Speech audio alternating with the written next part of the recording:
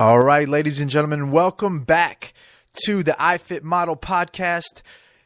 This week, we're going to be going over the 4 steps. Again, we're going to do the 4 steps to extreme results, but this time we're going to do the nutrition episode. Now, last week, what we did is we went over the exercise portion of it and how to apply these 4 critical steps to your exercise program and how to actually get on the right track with things. And so what I want to do this week is really learn how to apply this to your nutrition program. And this is where most people fail. So let's go ahead and start the show. I'm your host, Aaron Zambrano of iFit Model, and I really want to examine how to really change and make a big difference in your nutrition plan. And so let's go ahead and go over the 4 steps again, and let's just recap what those things are. So if you remember a couple episodes back, I went over the basic concept of them, but let's go over it again. So the first step is just understanding that this is a lifetime change, and whatever change you want to make, understand that this is something that you're going to do for the rest of your life, not just for the next 3 months or 6 months or 9 months. This is something that you have to do every single day. So understanding that this is something that you have to do, you have to also understand that you want to make something that's achievable, something that you can live with. You don't want to create something that you don't think that you're going to be able to follow every day. That's just not a very fun way of doing things. So you have to start understanding this is something you're going to do forever, and you have to create that comfort level with whatever you're going to do. So the second step is knowing what your goals are. And so we'll figure out how to do that. The third step is knowing where you are right now. And then the final step is creating baby steps according to what your goals are, according to where you are, and creating baby steps to get to that point. So those are the 4 basic steps. So let's go right into the step number 1 and applying this towards nutrition. And that's a lifetime change. I was sitting down and I was having lunch with a gentleman last week, and he was like, Aaron, you know, how do you come up with the idea that this is a lifetime change? I can't seem to grasp that. He goes, you know, I get it. Yeah, I know I need to exercise. I know I need to eat right for the rest of my life. But how do you really come to that decision? And I told him, I said, you know, Sean, sometimes you have to put that aside and look at your plan first. You know, understand your plan. And once you understand your plan, sometimes that excites you and says, okay, this is going to be a lifetime change. But once you make that commitment to your plan, you have to stick with it forever. And he brought up a thing. He's like, you know, Aaron, I just don't want to give up a Snickers bar. That's just something I'm just never going to do. I don't want to give up a Snickers bar. And I looked at him and I said, Sean, I'm the same way. I don't want to give up pizza. If you would have told me 15 years ago or 20 years ago that, Aaron, you're going to have to give up pizza to live a healthy lifestyle, I would have done the same thing that I did to everybody who ever tried to talk to me about nutrition. And that's not happening, and you lose me and I walk away. And that's what a lot of times, that's what a lot of trainers try to do, or a lot of people who, you know, in the know, in quotes, try to do is say, you know, take away the things that you really enjoy. And, you know, and I was telling them, like, you don't have to give up those things you really enjoy. A healthy eating program should include those things that make you enjoy life, because it's not just about, you know, having a 6-pack, or it's not just about losing 100 pounds. It's about enjoying life. And all this has to go along with those things of enjoying life. So you have to build something that you're going to be comfortable with, that you can do forever. So sometimes you want to take that first step, that lifetime change, and just set it aside for a second and really start to build your plan. Sometimes you have to commit before it happens. So everybody works just a little bit differently. And if you know the kind of person that you are, if you're one of those people that you have to commit to something before you even start looking at the plan, then that's fine. Go ahead. But if you're one of those people that needs to look at the entire plan first and then decide on it, then that's okay. But at the end of the day, what you need to make sure you do is you follow all 4 of these steps. And there's time to prove to yourself that this is a lifetime change. So just number 1, understand that this is a lifetime change. And again, creating a plan that you can follow every single day, and not just for the next 3 months. If it's too difficult, if it's too challenging, then you're probably starting off way too intense at the beginning. And so we'll touch on that in step number 4. So step number 2 is understanding what your goals are with nutrition. Now, a lot of times people are so undereducated in nutrition that they don't really know what their goals should be. Yeah, they know their final goals. I want to lose, 100 pounds or I want to learn to eat better. But what does that really mean? What does learn to eat better actually mean? And my goal is to educate every single person that I work with so they truly understand what their goals can be and what they can actually accomplish. And so that's really what you want to do in the goals section, is educate yourself on what your goals should be really towards your meal plan.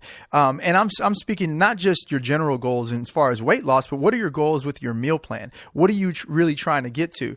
A lot of people say, well, I just need to eat breakfast, lunch, and dinner. And that's what they feel is a healthy eating plan. And it can be healthy, but if you read almost any nutrition book, they're going to tell you to eat smaller meals all throughout the day, equaling anywhere between 5, 7, even sometimes 8 meals a day, where most people think, okay, a healthy eating plan to me is just doing 3 times a day and eating salads and oatmeal and then broccoli and chicken for dinner. That's their definition. So you really have to educate yourself on what the definition is of a healthy eating plan.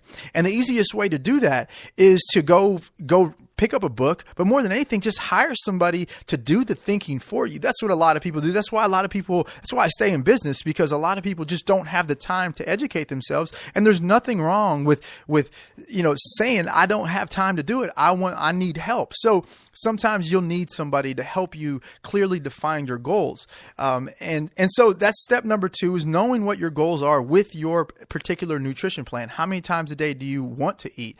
How many times, what types of meals do you really need to have? So that's step number 2, understanding your goals. So step number 3 is, where are you now? And in the previous podcast, I talk about how this is a lot of times the toughest challenge, besides step number 1, the toughest challenge is really assessing yourself. And so you have to know what types of questions to ask yourself. And if you're not educated on the subject, sometimes you don't know what questions to ask yourself. You don't really know how to assess yourself. So I've come up with the top 5 questions that I ask every single client of mine whenever they sit down in front of me and I'm doing a nutrition assessment on them. And the first thing I ask, it sounds very simple, but how many times a day are you eating right now? And so most people, like I said, are doing 2 to 3 times a day. Most people will do, breakfast, lunch, and dinner. Sometimes people will skip breakfast and they'll do lunch and dinner. So write that down. How many times a day are you eating now? You write it down. You got it. The next thing is, what do you eat at each meal? So you have to break those down. For breakfast, if all you're eating is oatmeal, some people just have coffee and they count that as a breakfast. And then lunch, people will eat, a hamburger and French fries. And then for dinner, they'll eat pizza. If it's a little healthier, somebody will eat, oatmeal and egg whites for breakfast. And for lunch, they'll eat chicken salad. And then for dinner, they'll eat, fish and vegetables. So understanding what you're eating at each meal, and it sounds tedious and it sounds like, oh man, I don't feel like writing all this stuff down, but it really helps to put it down on paper, because you're going to go back to it eventually. So what are you eating at each meal is the second question that I ask. The third question I ask is, what is your biggest meal of the day? Now, I ask this question because you can see trends, you can see patterns. Oftentimes, the biggest meal of the day for most people is dinner time, especially if they're trying to eat a healthy eating plan. But even if they're not eating a healthy eating plan, most people's biggest meal of the day is at dinner. And why is that? And it's very simple. Undereating leads to overeating. And I've talked about that before in my previous podcast as well, as far as not skipping meals. But when you're only eating 2 or 3 times a day, usually at the end of the night, you're hungry and you're ready to eat everything in sight. And so if you think about, what time you normally would eat breakfast, let's say it's 7:00. At lunch, you eat lunch probably around noon. And then you don't eat dinner again, or you don't eat again until dinner time, and that's around 7 or 8 o'clock. So you've just gone 7 or 8 hours without a meal. People always say, well, around 3 o'clock, I drop, I lose energy.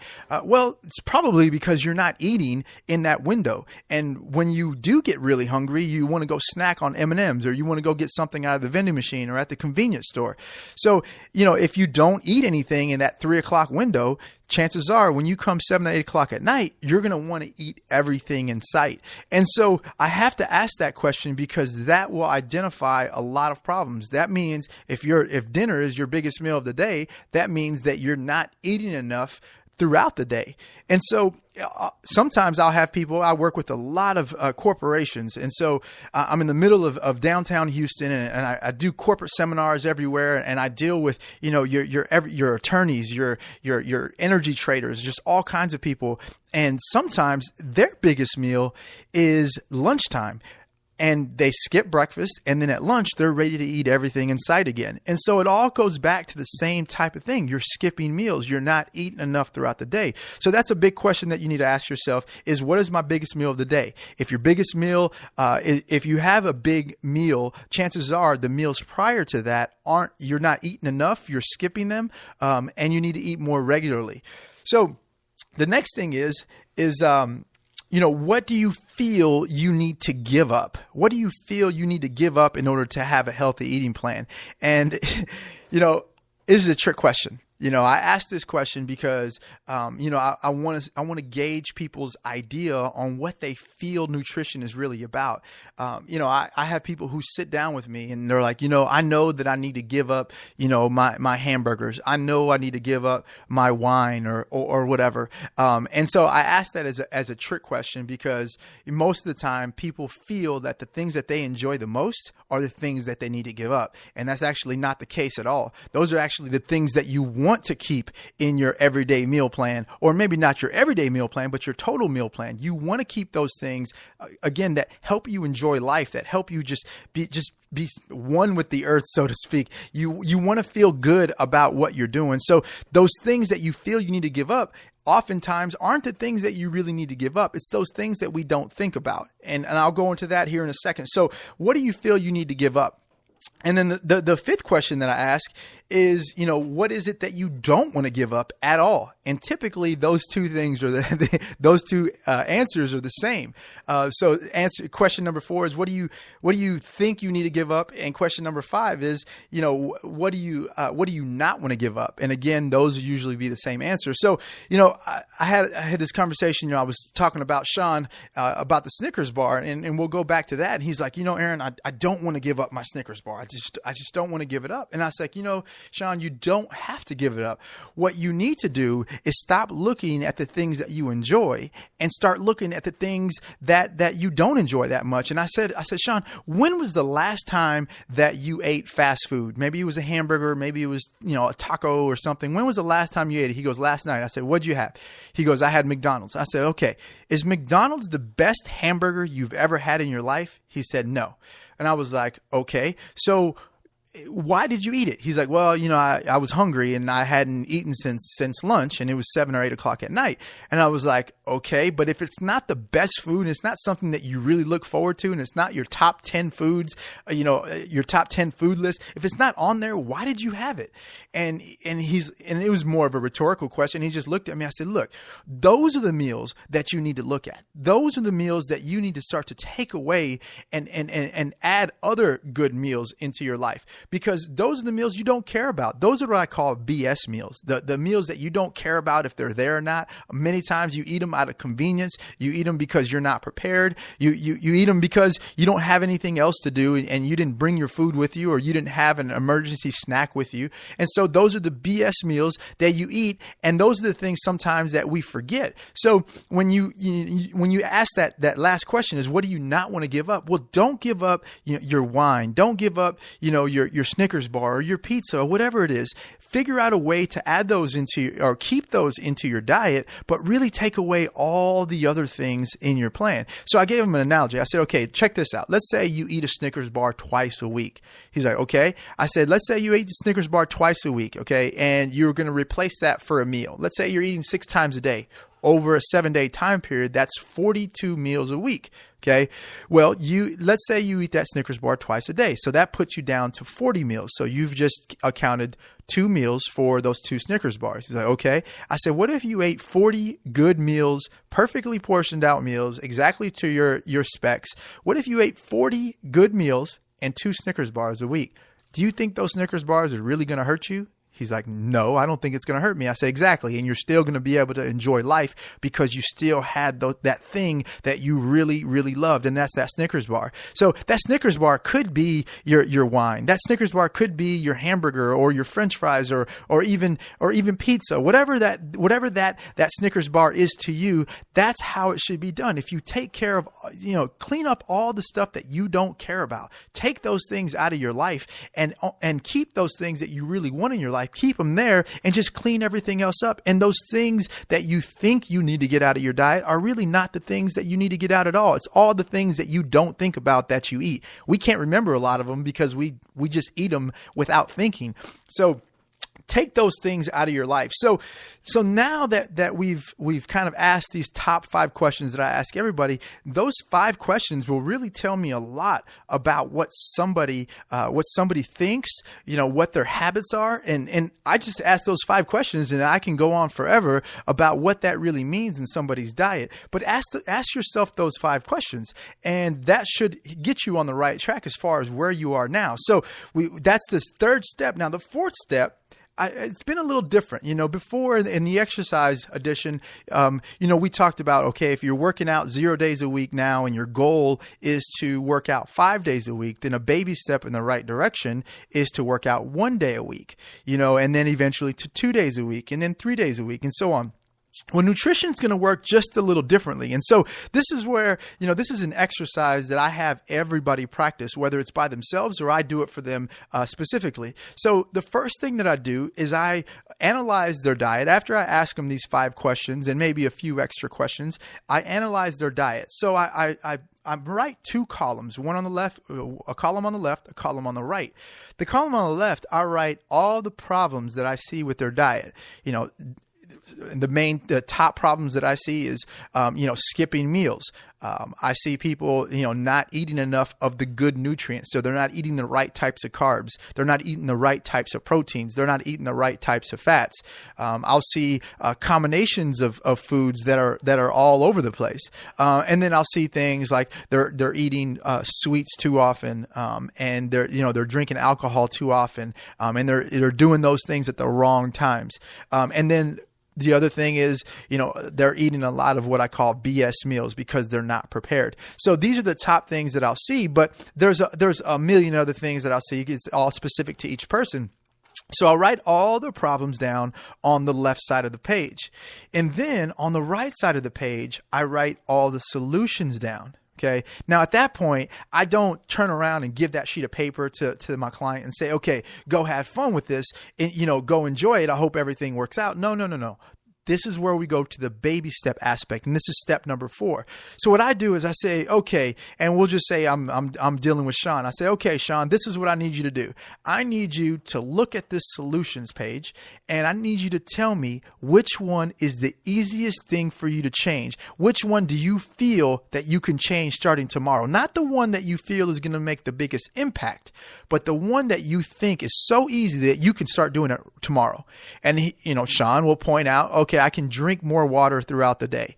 Okay, I need you to drink 20 ounces of water with every single meal that you have.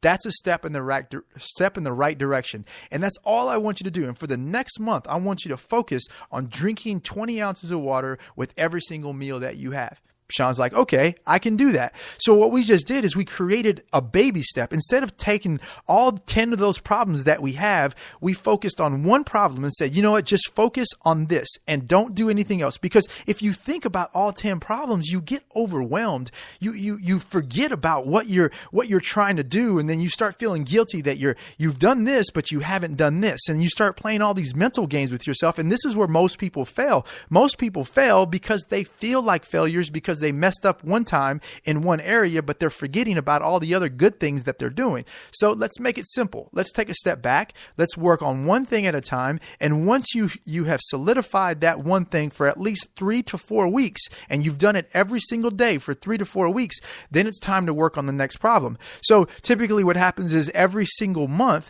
I'll have somebody come in we'll sit down back at that page again and say, okay, what's your diet looking like now? Let's write the problem solutions page again. All right, now I want you to pick the next solution that you can work on. What's the easiest thing to do? And so maybe they'll say, you know what, I can start eating breakfast now. Breakfast is not that bad. And so they'll start eating breakfast. And then the next month they work on another problem. The next month they work on another problem. Let's say they have 10 problems on that list. Okay, if they changed one problem every single month, in 10 months, they would have completely cleared away all the problems that they have in their nutrition, and they're focusing on one thing at a time. That's the baby steps that I'm telling you. Okay, I know you're sitting here saying 10 months, it's going to take me 10 months to clean up my diet.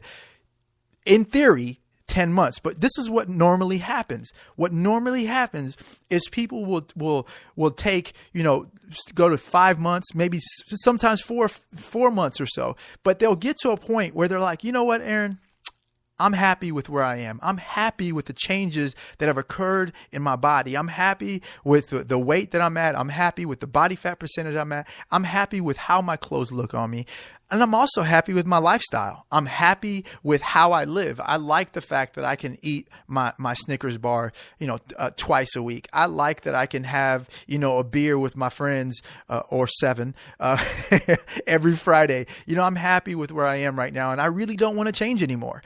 And that's the point where I feel that every single person becomes successful. It's not when they're perfection according to what the paper says, but when they're happy with their overall life.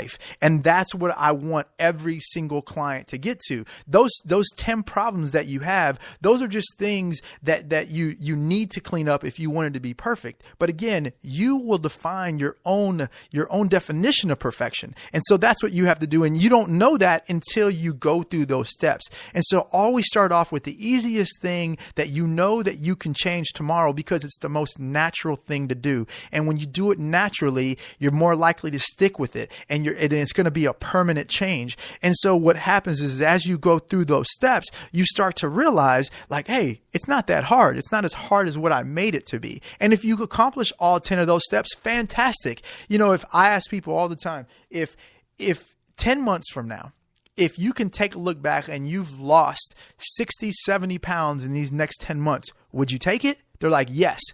Okay, so why all of a sudden, you want to take that, but when you were sitting here 10 months, looking into the future, you're like, 10 months is far away. Well, sometimes you've got to get on that step number 1, and that's understand that it's a lifetime change. And that's where the lifetime change comes in. And once you understand that there's a plan, there's hope that you can actually do this, sometimes it's so much easier to accept that this is a lifetime change. And, to this day, I've been eating on a healthy eating plan. I've been doing this stuff for 20 years.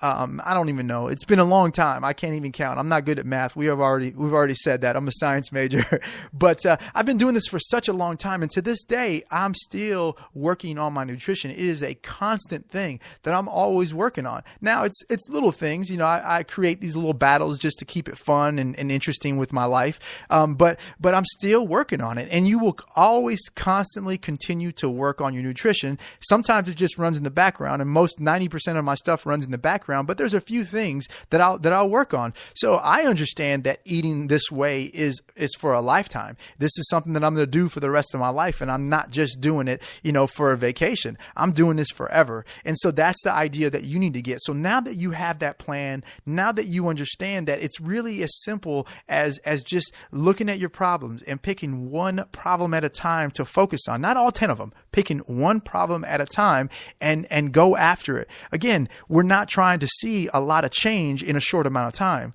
I know everybody wants to do that. Everybody wants to see a lot of change in a short amount of time, but that's not what it's about. It's about seeing changes over a long, long period of time. They say every marathon starts with one step, and that's exactly true. That's why I do this baby step program on step number 4, is because that's your first step. So I've thrown a lot of stuff at you today, and a lot of people aren't really going to be able to do this on their own. So, I want to be able to help you. So if you have any questions or you want me to take you through these 4 steps on the nutrition program, I would absolutely love to take you through it. Just email me at info@ifitmodel.com and we can set a time to sit down and meet. I can send you a questionnaire and we can just go from there. I will do it, out of the kindness of my heart, because I really want to help as many people as possible. And I try to do this every week where I help 5 people with their nutrition plan. So if you want to do this, I would absolutely do it at no cost. Send me an email at info@ifitmodel.com and I would love to take you through these 4 steps and show you how this can actually improve your everyday life. And this is something that you can do forever. So that is going to wrap up our show today, the 4 steps to extreme results, the nutrition episode. Next week, we've got a very exciting thing. This is a question that a lot of people ask. How do I develop a great workout program? So we're going to get a little nerdy on you. We're going to have a little fun with it, but I'm going to teach you how you can actually create a workout program that's going to be effective for yourself. Ladies and gentlemen, thank you for listening. We will see you next week and we'll see you soon.